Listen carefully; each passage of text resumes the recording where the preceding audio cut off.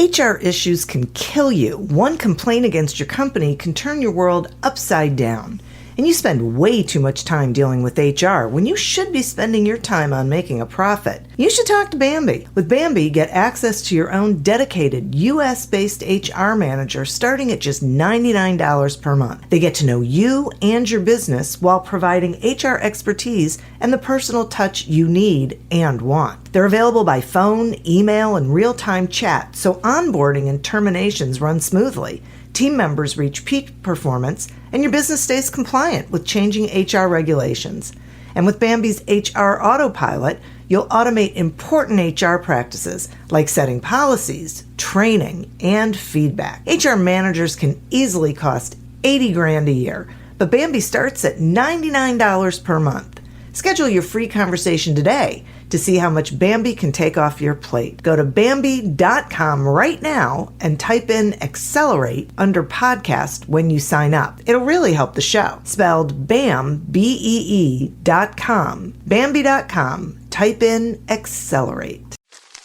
Me, but also you. The Pharaoh fast forwards his favorite foreign film, Powder Donut. Okay, what's my line? The only line I see here on the script is get options based on your budget with the Name Your Price tool from Progressive. Oh man, that's a tongue twister, huh? I'm sorry, I'm gonna need a few more minutes. Bulbous Walrus, the Bulbous Walrus. The Name Your Price tool, only from Progressive. The owl ran afoul of the comatose coxswain. Progressive Casualty Insurance Company and affiliates. Price and coverage match limited by state law.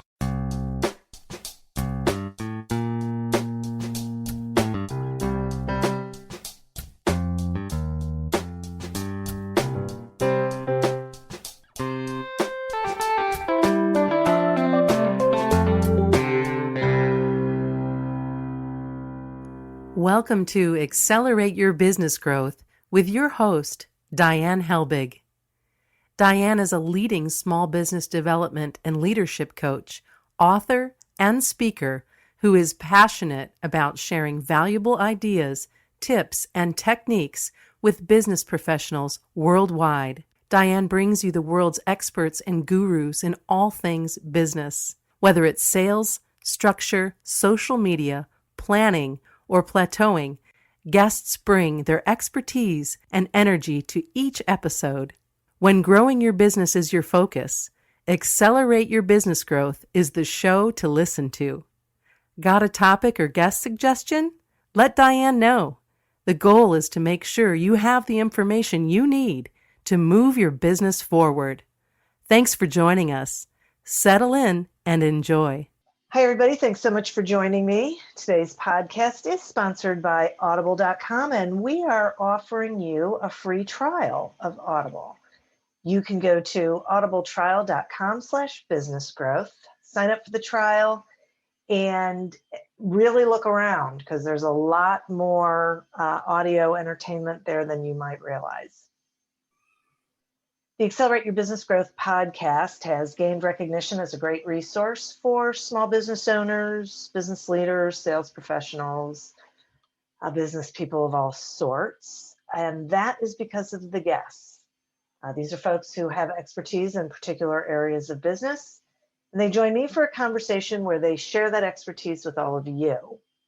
Today is no different. My guest today is David J. David is the founder and CEO of Warm Welcome and was recently named a top 100 Tech Innovator and Influencer. Revenues from Warm Welcome, along with his other 4 companies, will exceed $6 million in 2020. He believes that business can be a tool to help us build better relationships and connect us to a purpose far beyond ourselves. Thanks so much for joining me today, David. Thanks, Diane. It's great to be here. It's great to have you here. I am very curious to get your thoughts on what you think small business owners need, what they should be prioritizing so they can be successful. Yeah, well, in today's climate, I think we've all experienced so much, negativity and depersonalization. And so I think in order to be successful today, we really need to personalize what we're doing and get passionate about it. And I know this is something that you talk a lot about. being passionate about what we're doing seems like a given the struggles you go through as a small business or a startup. And so, yeah, I think when we're looking at something and we're saying, hey, how do I personalize this? How do I make it something that I'm passionate about? I think the people that are involved and the connection to people is really what drives that. That's interesting. So, I mean, I as you said, I am a firm believer that we really need to be building relationships and connecting with people, and that success is sort of a byproduct of those relationships. And so it feels like that's what you're saying as well. And I'm curious. So this is like a two-part question. The first part is, why is making your business personal better for revenue? Yeah, well, one thing is, almost all businesses are grown by people, right? And whether that's the customer or the people internally at the company. And so the relationships there are the real drivers of the ROI. And there was a study done by I think it was Charles Schwab, or it was one of the big financial firms. I forget which one it was, but they did a study and they wanted to find what drove the growth of these financial advisors. And what they found is that it was the relationship. It was the softer things. It wasn't the return on, the money that the person had invested. It was actually the relationship with the financial advisor is what caused them to refer them. And that was interesting, because you'd think with something as transactional as financial, planning or financial advising, you'd think it would be all about the numbers. And so even in that industry, they found that it wasn't. It was about the relationship. Yeah, boy, that is surprising. Okay, so here's the second part of my question. I'd like you to explain, so what do you mean when you say making your business personal? What does that look like? If someone's listening, they're a small business owner, what does that look like to them? Well, I think it looks like it looks like what normal life looks like. And, for a long time, we kind of separated business from our life. And, we went about our business in a certain way and went about the rest of our life in another way. And people are just craving an authentic relationship with another human being. We're all sick of, having a chat bot just give us these dumb answers that don't help us. And so we're like, just give me a human that can empathize with me a little bit, that can understand my problem. And so when we talk to somebody in any context, whether it's in a business context or a personal context, like, we just want them to be human, and to realize that there's another human on the other end of the line. And so people are looking for, I think, less polish in our business communication and more just personal, authentic, empathetic types of conversations and relationships. Okay. Okay, thanks for that. That's great. That definitely gave me a very good picture of it. It's funny, when you were talking about that, I was thinking there are times when I don't mind the bot, but like if I just have something really quick I need to find out. But when it's something where either I think it's complicated, needs explanation, isn't the simple, pick 1 through 4, Right. then I definitely want a human, and I won't invest time with the bot. Like I won't even try to figure it out with the bot. I just, Right. give me a human, and I usually say that, I'd like to Yeah. talk to a human, please. Yeah. Yeah, and so you talk about what's the driver of growth in a business, and you think about the best form of marketing we have is word of mouth marketing, and so we need to be creating promoters, evangelists for our businesses, and every conversation, every interaction we have with a client is an opportunity for that. Now, when you pass that over to a bot is not going to turn one of your customers into an evangelist for your business, like ever. It's not like, I had such a great experience with the chatbot, and so I recommend this company to everybody, right? Yeah. So the driver of our business's growth is our customers talking about us. And the way that we can do that is by developing a relationship with them and by creating an emotional experience that just isn't created through a ton of automation or a super efficient business. It's created when two humans connect over something and start working together towards something that's probably much bigger than the original problem they came in for. Okay, so let's talk about employees for a minute. Because I feel like that is really a key element here. Like when you were talking about the financial firms and the study that was done, and it was really about the relationships. They're not necessarily, they're employees, but they're not really. They tend to be more entrepreneurial. But it feels like a company's employees play a really big role in this. And so it's important that they are feeling purpose, and happy. So how would you suggest that a business owner keep their employees, happy and fulfilled? What are things they should or could be doing? Well, I think two things. The first one we've already talked a lot about, the relationship there is really key, and them understanding that their employer, their boss, the owner of the company is for them and fighting for their highest possible good, I think is really key. And then the second thing that I think is really key is along the same lines, but it's are you creating an environment where you're fighting for something or you're fighting against something? And a lot of businesses operate in kind of a red ocean of competition, and they're focused so much about the competitive environment that they're in or beating their competitor, that they're always fighting against things rather than living in the blue ocean of innovation and opportunity. And I think we as humans are much happier when we're focused on innovation, opportunity, things that we can control, new territory that we can go after.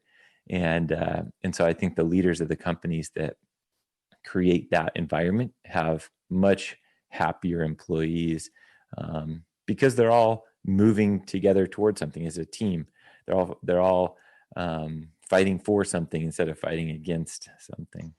Yeah, that feels more uplifting, Mm-hmm. actually, right? Yeah. Yeah. So it's something you want to do as opposed to feeling like it's drudgery. Right. Yeah. And it's sort of attitudinal, so to speak, that working towards something is a positive, so it engenders all of those positive feelings and energies, and as opposed to feeling like you're in a slog. Yeah. This year of all years, we felt so out of control, right? We felt like, gosh, one thing after another happens, and it's like, I can't control this, I can't control that.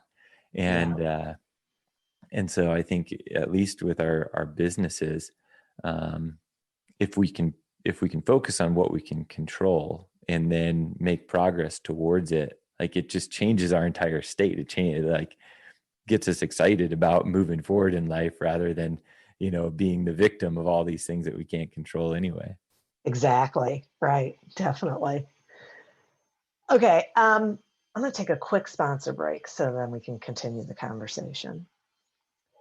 The Accelerate Your Business Growth podcast is happy to be sponsored by audible.com. And while I'm imagining you know that audible.com has thousands of audiobook titles that you can choose from, you may not know about the other content. So there's Audible Originals. It's content you can only get there. They have podcasts, guided meditations, news, and you can build like a library of different sorts of audio content around your various interests, and you don't have to go from one platform to another. It's pretty cool. I know I'm enjoying it a lot. And so in order to give you an opportunity to check it out for yourself, we are offering you a trial. You can go to audibletrial.com/business growth, sign up for that trial, and then just explore. Just, check out what is there and try a couple of things. And I think, you're going to be hooked like I am. I am also happy to announce that my book, Succeed Without Selling, is now available in paperback. If you're a small business owner or salesperson who struggles, we'll say, with getting results from your sales efforts, or if you just don't like the whole idea of selling, pick up a copy today. I think you're going to find that it provides you with an opportunity to look at sales a little differently and in a way that you will be happy to engage. Today, we're speaking with David J. about why making your business personal is better for relationships and revenue. Okay. So you mentioned a little bit before about promoters, and I'm wondering if we can go a little, pull on that a little bit and maybe give examples or talk some about how you turn a client into a promoter. Oh, this is great. This is probably my favorite topic. Right. I'm a startup guy and I've bootstrapped all of them. So, we didn't ever have any capital come in. And so we really relied on, building communities and then activating those communities, turning them into promoters or evangelists for us. And it's an exciting thing. I think it keeps us connected to our customer and the contribution that we're making to them. But there's some really simple things that every single business can do to activate that. And so, yeah, I'm into this. Great. So yeah, the first thing that I would say, which is a really easy win and incredibly powerful, is video testimonials. This is something that I think is a real game changer today, because everybody can get a written testimonial, and we've read them on every single website, and they've really lost their impact because, one, they're too easy to fake. We read things on the web every day, and we're like, I don't think that's true. Right. I mean, it's like half of everything we read on Facebook is like, that's probably not true. Yeah. So it's funny how we really lost respect and trust in the written word, but the video of somebody who is, hit record, said, hey, this is how I feel about this person or this product. You can look in that person's eyes and judge whether or not they're telling the truth. And that is really powerful. And so what I would say is, even if you've only had one client in your business, go to that client, say, hey, I loved working with you. Would you mind if we took just, 5 minutes, and I'll just pull out my phone and you just share what it was like working together, and we can record a couple times if, you don't feel like the first one went well, but, just share with me, what it was like working. And the reason why this is so effective, and you can do it in person or you can do it online. You don't have to get together in person to do this. You can send them a link and they can record the video right there. But the reason why it's so powerful is because by doing this and asking this person to give you some feedback or to record a little testimonial, what you've done is you've overcome the most difficult part of anything, which is getting started, right? And when you're trying to activate a group of people or a person to be an evangelist, to be a promoter for you, the most difficult thing for them is doing it the first time. And so by you sitting down with them or sending them a link and kind of encouraging them to think through what they would say to promote you or to recommend you, is maybe a better language. And then they practice it by actually recording that video the first time. Well, now you've activated them and you've taken the hardest part, which is thinking through what they're going to say, away. And so they will continue to refer you. They will continue to promote you beyond just that recorded video.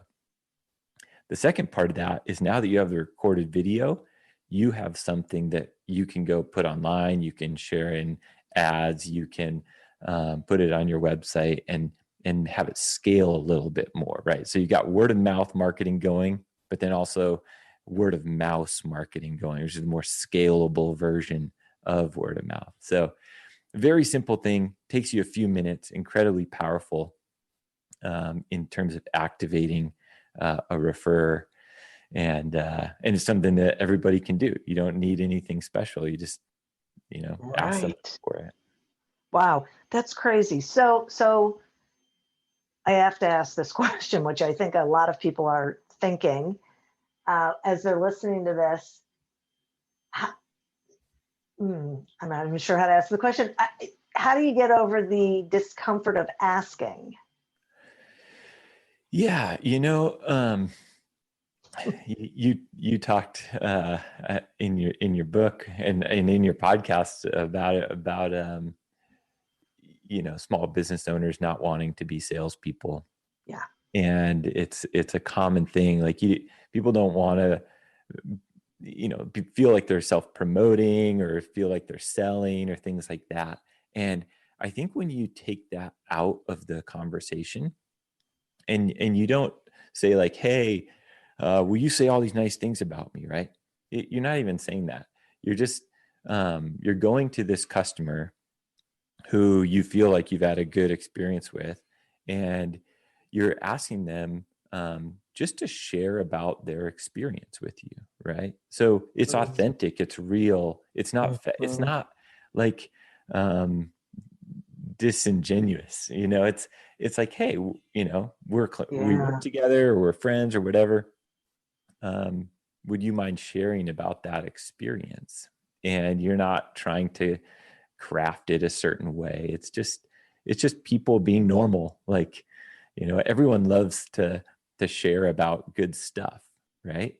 And so by going back to your client and saying, hey, do you have any feedback? Or if you had a great experience, do you mind sharing about it? It's not kind of like a sleazy feeling thing. It's just, hey, would you mind doing this? And so I like that. Would you mind sharing your experience of working with us? I like that, because you haven't said, would you recommend us? I mean, you're assuming that they're going to say good things or they're not going to say anything at all. Right. But it does sound less threatening to the person you're asking. Like, you're not putting them on the spot. Right. Right. And it's a muscle, I think we're somewhat weak in businesses as they start, of so many problems to solve. And this is when they kind of kick down the road a little ways, but it's a weak muscle, even asking for a sale and being direct. A business relationship is on some level transactional, and that's okay. There's nothing wrong with that. If somebody's paying you and you're providing a service. And so there are asks, on both sides of that are okay and maybe a little bit uncomfortable, but that's not a bad thing. It's just a muscle that we need to grow. I think that's a great point. I agree. And there's no downside to doing it. And if you really know that you have a good relationship with that client, you've done a good job for them, then that conversation should be relatively easy. Right. Hmm. Right. And you have to pick in business, you have to kind of pick where you're willing to be uncomfortable, right? And most people Right. are, based on the stats, most people are more comfortable going out of business than they are doing the things that will keep them in business. And that's why what's the stat now? 9 out of 10 businesses fail within the first few years. And it's Yeah. because people they won't get over the discomfort of asking for a sale or maybe possibly pushing a little bit too hard. And so, their business doesn't grow, and then they go out of business. Like, well, that's pretty uncomfortable too. Like, I wouldn't like that. God, that reminds me. I think I heard somebody say once, well, being hungry is uncomfortable. So Yeah, that's why I'm okay with asking for the sale, because that's it's the good. alternative. Yeah, that's funny. Okay, now you mentioned startups a second ago. So I was wondering, in your estimation, what makes a successful startup? Well, it's really dependent on I would say on the founder or the owner, because success is so personally defined, right? And so some people are creating a business because they want more freedom, more time with their family, more opportunity or something like that. Some people are doing it because they are so obsessed and passionate about solving that problem. Other people are doing it because they have something to prove to the world, and they want to, make a bunch of money, or they want, to show all these naysayers and haters that they're valuable, and so there's a lot of different things. And so I can't define it for everybody, but I would say I think that the success of a startup really should probably be valued on the contribution that it's making to the world. And it can make money. I'm not saying it has to be some pro bono nonprofit, but the contribution to the world and the way that it's moving the world in a positive direction, I think, is what makes it successful. Interesting. So it gets back to purpose. Mm-hmm. Okay. Yeah, I think. Go ahead. Yeah, people have their own personal purposes, and that's fine. But if something is going to make a big change, or has the potential even to make a big change, you look at some of the great entrepreneurs of our time, like Elon Musk, and he cashed out of PayPal, and I think had $150 million, something like that. Put a bunch of it into Tesla and a bunch of it into SpaceX, and I think he gave each of those companies about a 5% chance of making it. So I don't know about you, but if I had $150 million, like I might not make that bet. I'm going to start a car company or a rocket company, right? Both are probably going to fail. But his purpose there and what he saw as a potential for really changing society, both, what he talks about is like, here on Earth, we need to move to more sustainable energy. And then we also need to get off of Earth. We need to get to Mars, right? So that's what SpaceX is all about. And that's what he believes is the right path forward. And it's a big bet, but if he's right, and if he's able to succeed in that, like there's a massive impact for civilization, right? Like these are not small problems. And so that's why I put him on a different level of entrepreneur than even like a Steve Jobs, who, you know, we've all respected and use Apple devices and whatnot, but they're solving much different levels of problems. And so anyway, I'm kind of going way out there. No, I'm actually glad that you went in that direction, because some people would say that the impact is different, but there's still an impact, you know, that there's still a positive impact. Some people would say there's a terrible impact on society with the, you know, the iPhone and technology and whatnot. But I guess I'm thinking about those sort of ground level small business entrepreneurs who, and maybe it's a difference between entrepreneur and small business, that start a business because they, you know, passionately believe they have something that is valuable to some segment of the community. So in that way, then they believe they are having a positive impact. You know, that what they're doing is contributing to the betterment of society or the planet or whatever, depending on what it is they're doing. So I guess it doesn't really matter how big or small you are. Absolutely. Yeah. Right. As long as you're doing something that matters. Right. It can matter to one person. It can matter to, you know, 100 people, but every single person matters. So, you know, if you're creating something that impacts somebody's life in a positive way, like, you never really know the ripple effects of that. Right. Exactly. And so just like you brought up the ripple effects of these devices, like when the iPhone came out, we all waited in line at the Apple store for them.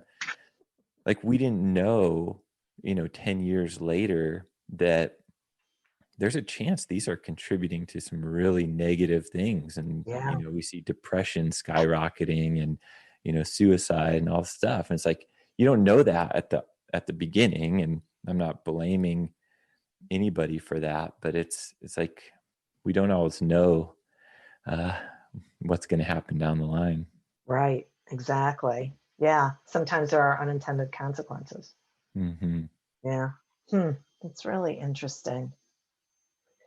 So tell me about Warm Welcome. Yeah. It's been a fun project. It started out as kind of a little side project. And it was a friend of mine, Eric Knopf, who came to me with the idea. He saw some other technology we were building, video tech. And he said, gosh, I'd love to use that to send personal videos to all of our customers. And I was like, that's a fun idea. I love that. And, you know, I spent the last 2 years of my life trying to help people connect with their customers better and build better relationships through video. And so that's what it's meant to do. It's meant to kind of tackle the entire customer journey rather than just sending video emails or, you know, sharing a video on your website. We want to have every single part of the customer journey be personalized, from a video business card to a little video bubble on your website or a video email signature, so that, you know, every single one of your emails that you send has you smiling and waving in it, right? So it's a more human to human connection rather than just like a bunch of words on a page. Wow, I love that concept. That's so interesting. And okay, so then how do people find out more about it? Well, just over at warmwelcome.com. You know, you can go to the website. We've got all the apps, iOS, Android, Google, Chrome extensions, Gmail apps, all that. You know, and hit us up, send us a video, or look at our, you know, videos on the site. Like, and compare it to a website of all text, or try out the video emails and compare those to, the 1,000 emails you get every day that are all text and all look the same. And you'll notice that the videos stand out more. When you see somebody smiling and waving at you, communicating that they like you simply by a smile and a wave, it changes the interaction. I think this is such a great idea, and especially in this time when we can't necessarily be physically in the same space with people, there is such a heightened need for that human-to-human connection. Mm-hmm. So, I just think this is such a great way for people who really miss that.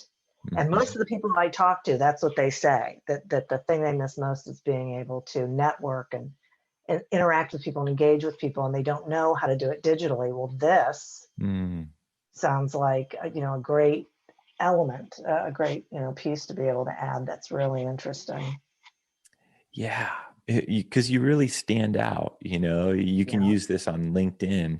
People use it for prospecting and building relationships on LinkedIn, because we all get all these LinkedIn requests, right? And they all look the same, and they all sound the same, and they all feel the same. It's like, oh, geez, another one. But then you get one with a video, and you're like, oh, this stands out. This is different. And I get to hear this person talk. I get to see their smile in a world where, like, we almost never get to see people smile anymore because everyone's got masks on. It's like, well, online, you don't have to wear a mask. So, like, send a video and smile at people. Like, there's life in that. We need to bring life however we can. Definitely. I love that idea. And I love this concept about making sure that your business is personal and human. I think it really, there's the whole transactional side of the business, and that takes care of itself, but it's the personal side of the business that creates long-term customer relationships. Mm-hmm. Yeah. Wow. David, I really appreciate you spending this time with me. I think this is a great subject that we haven't talked enough about. That this is really, it doesn't have to be complicated, doesn't have to be hard, and can really make a big difference. So thank you very much for joining me. You bet. Thanks, Diane. I appreciate it.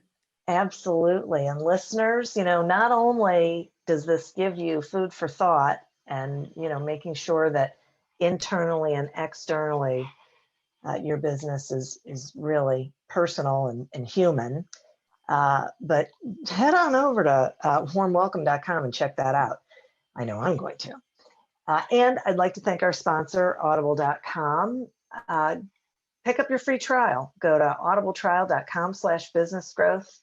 Sign up for the trial and check out all of that audio content, and set up different areas of interest for yourself. And if you are a small business owner or salesperson, or a small business owner or salesperson who struggles with the whole concept of selling, go to your favorite bookstore, online or in person, if that's still a possibility, and pick up a copy of Succeed Without Selling. As always, continue to prosper and be curious. And until we meet again on another episode of Accelerate Your Business Growth, goodbye and good day. Me, but also you. The Pharaoh fast forwards his favorite foreign film, Powder Donut. Okay, what's my line? The only line I see here on the script is get options based on your budget with the Name Your Price tool from Progressive. Oh man, that's a tongue twister, huh? I'm sorry, I'm gonna need a few more minutes. Bulbous Walrus, the Bulbous Walrus. The Name Your Price tool, only from Progressive. The owl ran afoul of the comatose coxswain. Progressive Casualty Insurance Company and affiliates. Price and coverage match limited by state law. Me, but also you. The Pharaoh fast forwards his favorite foreign film, Powder Donut. Okay, what's my line? The only line I see here on the script is get options based on your budget with the Name Your Price tool from Progressive.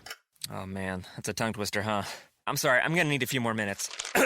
Bulbous Walrus, the Bulbous Walrus. The Name Your Price tool, only from Progressive. The owl ran afoul of the comatose coxswain. Progressive Casualty Insurance Company and affiliates. Price and coverage match limited by state law.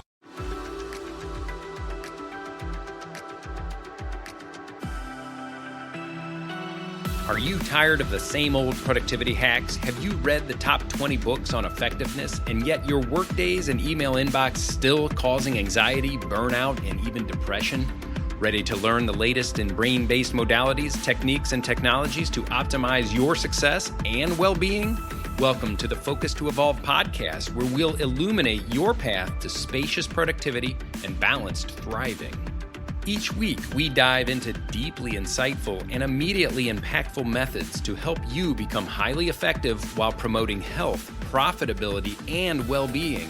Say goodbye to the trance of busyness and hello to your highest potential. It's time to discover a new way of accelerating your mission, growth, and purpose. Join us on the Focus to Evolve podcast and get ready to live your most joyful, productive, and fulfilling life.